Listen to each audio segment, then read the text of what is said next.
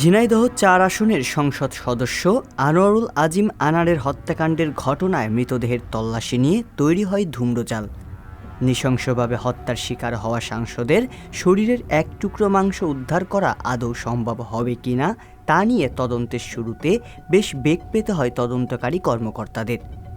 তবে বাংলাদেশ ও ভারত উভয় দেশের চৌকস গোয়েন্দা কর্মকর্তাদের জাল থেকে বের হতে পারেননি অপরাধীরা।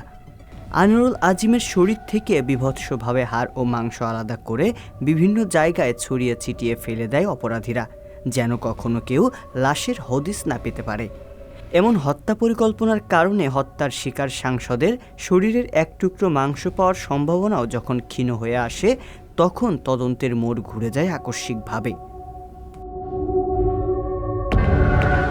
আনোয়ারুল আজিমের নিখোঁজের পর থেকেই তার সন্ধানে তৎপর ছিলেন দুই দেশের গোয়েন্দা বিভাগের কর্মকর্তারা। একসময় অধিকতর তদন্তের স্বার্থে ভারত থেকে ৩ জন গোয়েন্দা কর্মকর্তা ঢাকায় আসেন। শুরু হয় ভারতীয় তদন্ত সংস্থা সিআইডি আর বাংলাদেশের গোয়েন্দা বিভাগ ডিবির যৌথ তদন্তের কাজ। কলকাতায় নিউ টাউনের সঞ্জীবা গার্ডেন্সের 56 বিইউ ফ্ল্যাট থেকে আনোয়ারুল আজিম আনারের রক্তমাখা জামা উদ্ধার করা গেলেও মরদেহ উদ্ধার নিয়ে তৈরি হয় শঙ্কা।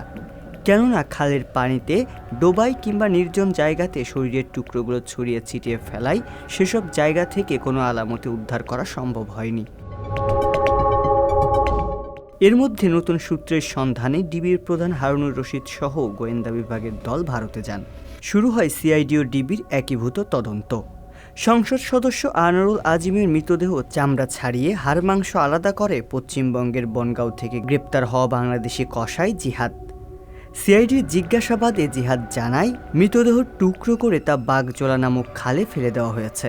সেই সূত্র মতে পশ্চিমবঙ্গ পুলিশ ও গোয়েন্দা দল মাছ ধরার জাল ও পানির নিচে ব্যবহার করা ড্রোন ব্যবহার করে আনোয়ারুল আজিমের দেহাবশেষ খুঁজতে ব্যাপক তল্লাশি চালায়। সে জায়গাটি পরিদর্শন করে ডিবি প্রধান হারুনুর রশিদ সহ অন্যরা। তবে বাগজোলা খালে দেহাবশেষ উদ্ধার নিয়ে সফলতা মেলেনি তখন। অবশেষে পারিপার্শ্বিক অবস্থা বিবেচনা করে বাংলাদেশের গোয়েন্দা টিম ভারতীয় তদন্ত সংস্থাকে জানায় যেন তারা সংসদ সদস্যের খুন হওয়া ফ্ল্যাটের কমোড, সেপটিক ট্যাঙ্ক ও সোয়ারেজ লাইনগুলো পরীক্ষা করে। সে কথাকে গুরুত্ব দিয়ে শুরু হয় নতুন তল্লাশি। এরপরই সেপটিক ট্যাঙ্ক হতে বেশ কিছু মাংস উদ্ধার করা হয়।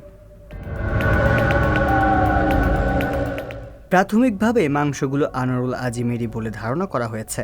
তবে মরদেহের অংশ এমপি আনারের কিনা তা নিশ্চিত হতে করা হবে ফরেনসিক ও ডিএনএ টেস্ট। যদি টেস্টে মিলে যায় তবে হয়তো এমন রোমহর্ষক ঘটনার তদন্ত এখানেই সমাপ্ত হবে। এদিকে তদন্ত শেষে দেশে ফিরেছেন ঢাকা মহানগর গোয়েন্দা পুলিশের অতিরিক্ত কমিশনার ও ডিবি প্রধান মোহাম্মদ হারুনুর রশিদের নেতৃত্বাধীন প্রতিনিধি দল। দেশে ফিরে শাহজালাল আন্তর্জাতিক বিমানবন্দরে সাংবাদিকদের সাথে সাক্ষাৎকালে জানান, প্রাথমিকভাবে ধারণা করছি মরদেহের উদ্ধার করা খণ্ডিত অংশগুলো এমপি আনারের। তবে ফরেনসিক রিপোর্ট হাতে পেলে সঠিক কারণ জানা যাবে। রিয়াজুল ইসলাম, সংবাদ প্রকাশ।